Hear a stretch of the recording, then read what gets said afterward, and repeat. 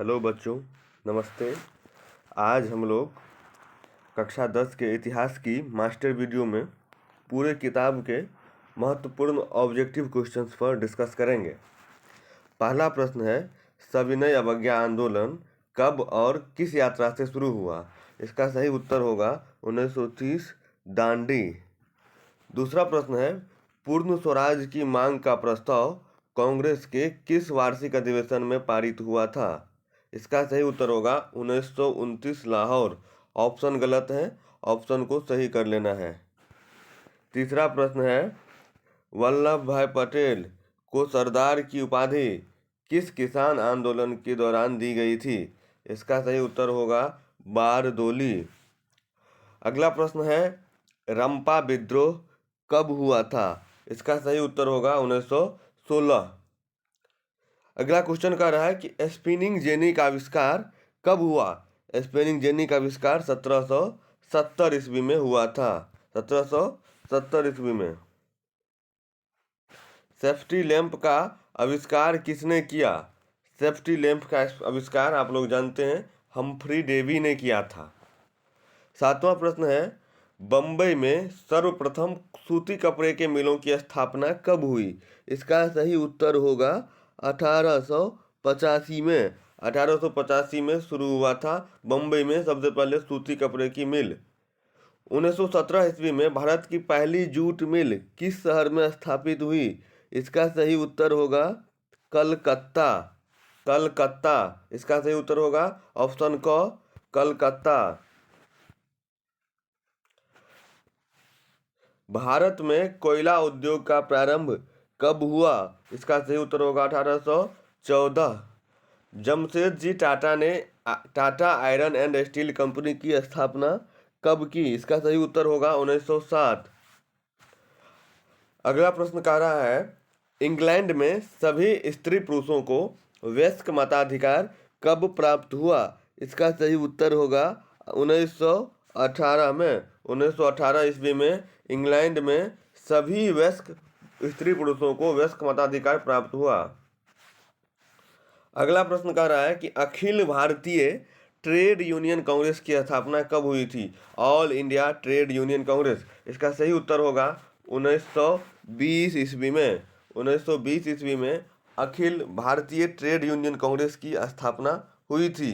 13वां प्रश्न कह रहा है कि भारत के लिए पहला फैक्ट्री एक्ट कब पारित हुआ था? इसका सही उत्तर होगा 1881 ईस्वी में। सामंती व्यवस्था से हटकर किस प्रकार की शहरी व्यवस्था की प्रवृत्ति बढ़ी? इसका सही उत्तर होगा प्रगतिशील, प्रोग्रेसिव, प्रगतिशील प्रवृत्ति। अगला प्रश्न है, शहर को आधुनिक व्यक्ति के किस प्रकार का क्षेत्र माना जाता है? इसका सही उत्तर होगा प्रभाव क्षेत्र। अस्थायी कृषि के प्रभाव से कैसा जमाव संभव हुआ? तो सही उत्तर होगा बहुमूल्य वस्तुओं का। जब कृषि बढ़ी, लोगों के पास अधिशेष उत्पादन रहने लगे तो लोग उनको मार्केट में बेचकर उनसे पैसा कमाते थे और उन पैसों से बहुमूल्य वस्तुओं का संग्रह भी करते थे। अगला प्रश्न है कि पहला विश्व बाजार के रूप में कौन सा शहर उभर कर आया? इसका सही उत्तर होगा अलेक्जेंड्रिया। अलेक्जेंड्रिया। अलेक्जेंड्रिया जो है इजिप्ट में है, मिस्र में है और सिकंदर महान ने इस शहर को बसाया था। आधुनिक युग में अर्थव्यवस्था के क्षेत्र में होने वाली सबसे बड़ी क्रांति कौन थी? इसका सही उत्तर होगा वाणिज्यिक क्रांति। वाणिज्यिक क्रांति। अगला प्रश्न है, लाल सेना का गठन किसने किया था? सही उत्तर होगा स्टालिन ने अपने विरोधियों के दमन के लिए। अगला प्रश्न है, ब्रेस्ट लिटोवास्क की संधि किन दो देशों के बीच हुई थी? इसका सही उत्तर होगा रूस और जर्मनी के बीच हुआ था। व्लादिमीर लेनिन जब रूस में सत्ता में आए तो उन्होंने रूसी जनता को वादा किया था कि मैं रूस को प्रथम विश्व युद्ध से बाहर कर लूँगा, और रूस को प्रथम विश्व युद्ध से बाहर करने के लिए लेनिन ने अर्थात रूस ने जो जर्मनी के साथ संधि की उसको ब्रेस्ट लिटोवास्क की संधि के नाम से जाना जाता है। अगला प्रश्न है, हिंद चीन में कौन कौन से देश आते हैं? इसका सही उत्तर होगा कंबोडिया, वियतनाम और लाओस। इन तीनों देशों में भारतीय और चीनी संस्कृति का मिला जुला रूप देखने को मिलता है, अतः इस क्षेत्र को हिंद चीन के नाम से जाना जाता है। अगला प्रश्न है, हिंद चीन पहुंचने वाले प्रथम व्यापारी कौन थे? इसका सही उत्तर होगा हिंद चीन पहुंचने वाले प्रथम व्यापारी थे पुर्तगाली। आपको मालूम होगा कि भारत पहुंचने वाले भी प्रथम व्यापारी अर्थात वास्को डी गामा जो है पुर्तगाली ही था। अगला प्रश्न है, हिंद चीन में बसने वाले फ्रांसीसी कहे जाते थे? इसका सही उत्तर होगा कालोन। हिंद चीन में बसने वाले फ्रांसीसियों को कालोन के नाम से जाना जाता था। अगला प्रश्न है, नरोत्तम सिंघानुक कहाँ के राजा थे? सही उत्तर होगा कंबोडिया।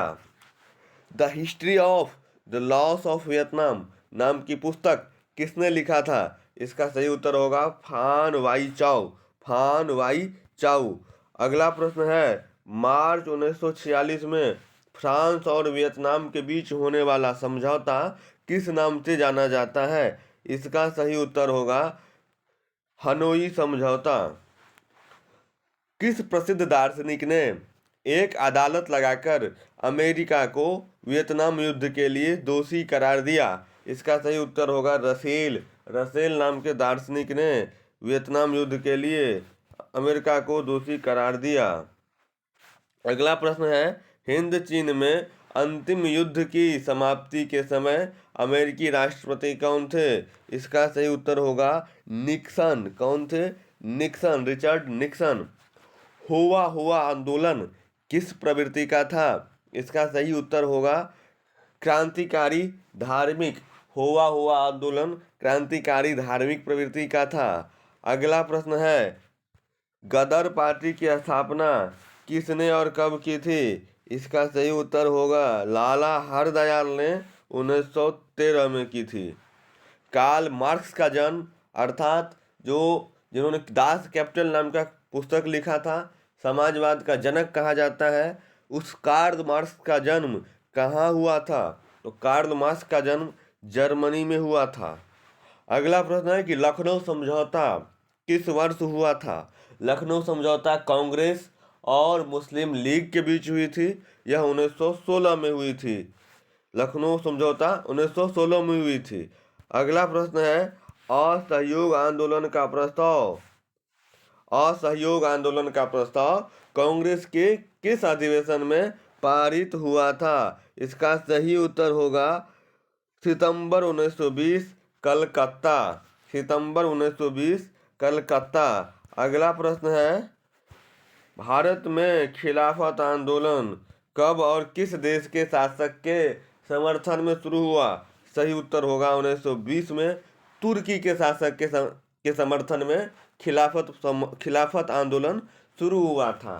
तुर्की का खलीफा पूरे दुनिया के मुसलमानों का आध्यात्मिक और धार्मिक नेता हुआ करता था। उसके समर्थन में भारत में भी 1920 में खिलाफत आंदोलन की शुरुआत मोहम्मद अली और शौकत अली नाम के दो भाइयों ने की थी।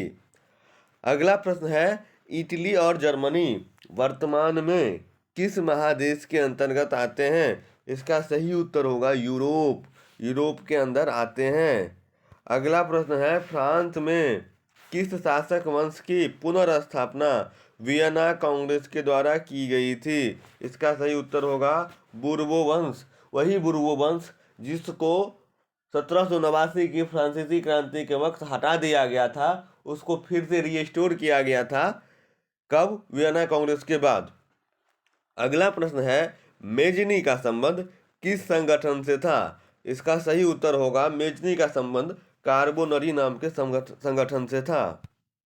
अगला प्रश्न है, इटली एवं जर्मनी के एकीकरण के विरुद्ध निम्नलिखित में कौन था? इसका सही उत्तर होगा इटली और जर्मनी के एकीकरण के विरुद्ध कौन था? ऑस्ट्रिया था। काउंट काबूर को विक्टर इमैनुअल ने किस पद पर नियुक्त किया? इसका सही उत्तर होगा प्रधानमंत्री। विक्टर इमैनुअल नाम के राजा ने काउंट काबूर को प्रधानमंत्री के पद पर नियुक्त किया।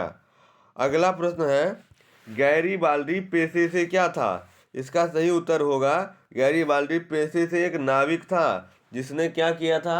स्वयंसेवकों के सेना बनाकर इटली के एकीकरण में अपनी भूमिका निभाई थी।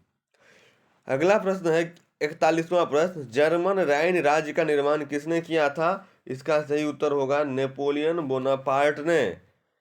नेक्स्ट क्वेश्चन कर रहा है जॉल्वेराइन एक संस्था थी। जॉल्वेराइन किसकी संस्था थी? तो जॉल्वेराइन व्यापारियों की संस्था थी। जॉल्वेराइन व्यापारियों की संस्था थी। अगला प्रश्न है रक्त एवं लौह की नीति का अवलंबन किसने किया था? रक्त एवं लौह की नीति का अवलंबन किसने किया था? बिस्मार्क ने किया था। बिस्मार्क अर्थात जर्मनी का जो चाणक्य था, जो कूटनीतिज्ञ था, उसी ने रक्त एवं लौह की नीति का अवलंबन किया था। भारत का बिस्मार्क सरदार वल्लभ भाई पटेल को कहा जाता है।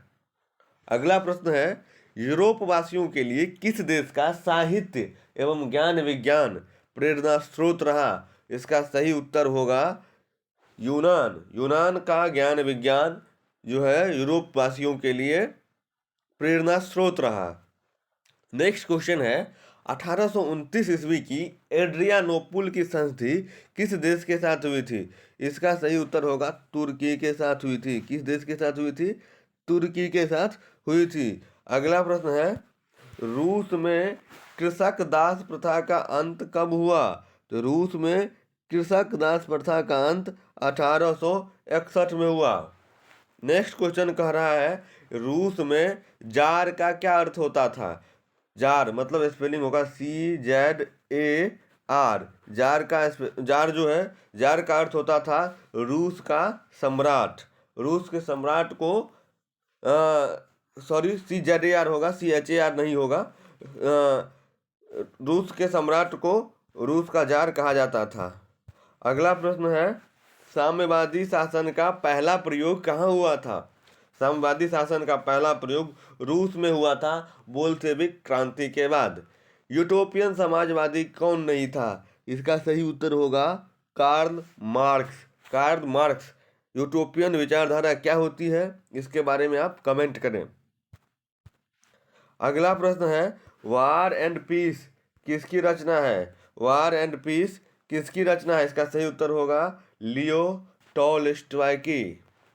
विश्व बाजार का विस्तार आधुनिक काल में किस समय से हुआ? विश्व बाजार का विस्तार आधुनिक काल में 18वीं शताब्दी से होना शुरू हो गया। अगला प्रश्न है विश्वव्यापी आर्थिक संकट किस वर्ष आरंभ हुआ था? इसका सही उत्तर होगा 1929 में वॉल स्ट्रीट एक्सचेंज अमेरिका में जब क्राइसिस शुरू हुआ तभी से विश्वव्यापी आर्थिक संकट की शुरुआत हुई थी। अगला क्वेश्चन है कि आर्थिक संकट के कारण, आर्थिक मंदी के कारण यूरोप में कौन सी नई शासन प्रणाली का उदय हुआ? इसका सही उत्तर होगा फांसीबाजी नाजीवादी शासन प्रणाली। इटली में फांसीवादी शासन प्रणाली और जर्मनी में नाजीवादी शासन प्रणाली का उदय हुआ। आर्थिक मंदी के बाद जब लोगों में गुस्सा था तो इस प्रकार की शासन प्रणाली का उदय हुआ। अगला प्रश्न है ब्रेटन वुड्स सम्मेलन। ब्रेटन वुड्स सम्मेलन कब हुआ था? इसका सही उत्तर होगा 1944 में। 1944 में।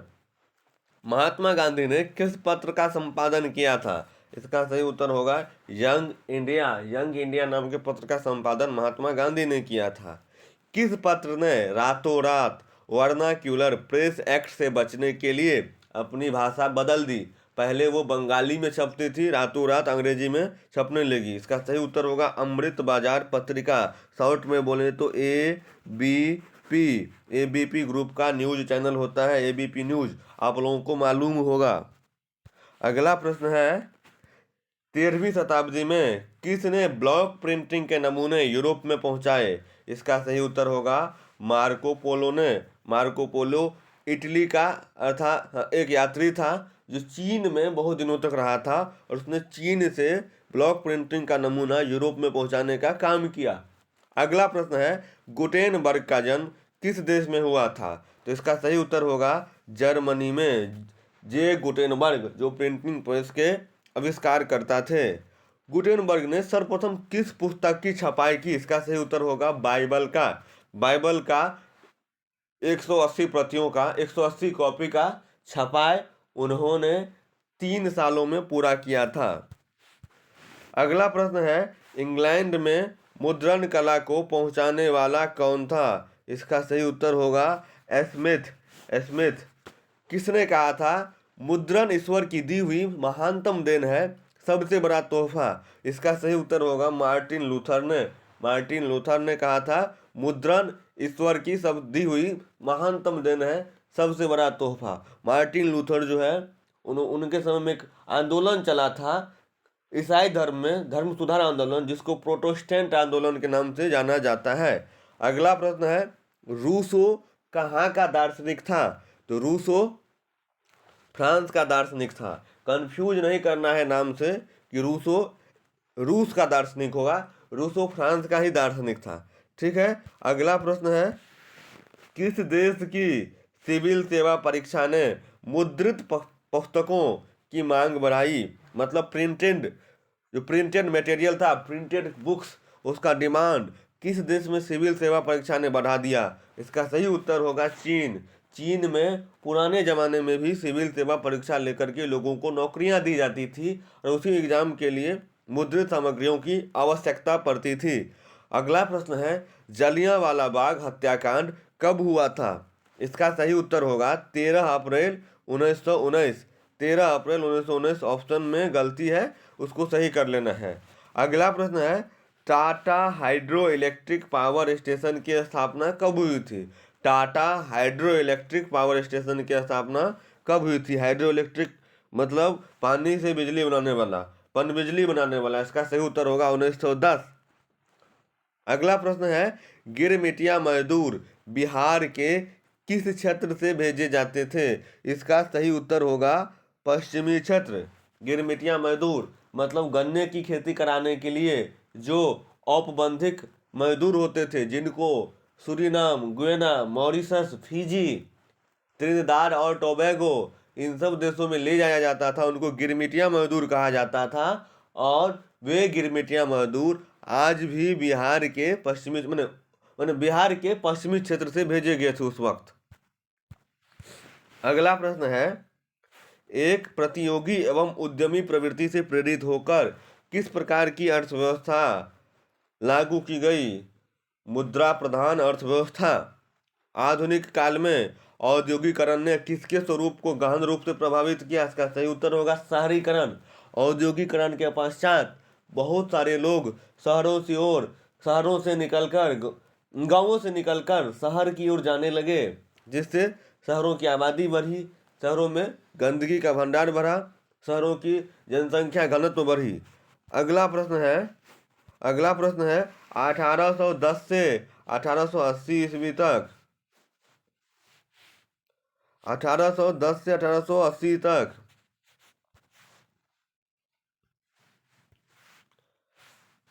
अगला प्रश्न है, 1810 से 1880 ईस्वी तक लंदन की आबादी 10 लाख से बढ़कर कहाँ तक पहुंची? इसका सही उत्तर होगा 40 लाख। 40 लाख आबादी हो गई लंदन शहर की, मतलब 1 मिलियन से 4 मिलियन तक। लंदन में अनिवार्य प्राथमिक शिक्षा कब लागू हुई? इसका सही उत्तर होगा 1850 में लंदन में अनिवार्य प्राथमिक शिक्षा लागू हुई। कौन सा सामाजिक वर्ग बुद्धिजीवी वर्ग के रूप में उभर कर आया? इसका सही उत्तर होगा मध्यम वर्ग, जिसको बुजुर्गा वर्ग के नाम से भी जाना जाता है। पूंजीपति वर्ग के द्वारा किस वर्ग का शोषण हुआ? इसका सही उत्तर होगा श्रमिक वर्ग का। अगला प्रश्न है, प्राचीन काल में किस मार्ग से होकर एशिया और यूरोप का बाजार होता था? इसका सही उत्तर होगा रेशम मार्ग, अर्थात सिल्क रूट से होकर के एशिया और यूरोप का बाजार होता था। अगला प्रश्न है, भूमंडलीकरण की शुरुआत किस दशक में हुई? इसका सही उत्तर होगा 1990 के दशक में। 1990 के दशक में। अगला प्रश्न है, द्वितीय विश्व युद्ध के बाद यूरोप में कौन सी संस्था का उदय आर्थिक दुष्प्रभावों को समाप्त करने के लिए हुआ? इसका सही उत्तर होगा यूरोपीय संघ का उदय सेकेंड वर्ल्ड वार के बाद जो अर्थव्यवस्था खराब हो गई थी उसको ठीक करने के लिए हुआ। अगला प्रश्न है, विश्व में सर्वप्रथम मुद्रण की शुरुआत कहाँ हुई? विश्व में सबसे प्रथम मुद्रण की शुरुआत कहाँ हुई? इसका सही उत्तर होगा जापान में। कहाँ पे हुई थी? जापान में, जापान नहीं, चीन में, सॉरी, चीन में हुई थी। जनसंख्या का घनत्व सबसे अधिक कहाँ होता है? महानगर में। कहाँ होता है? महानगर में। फ्रैंकफर्ट की संधि कब हुई थी? 1871 में। 1871 में।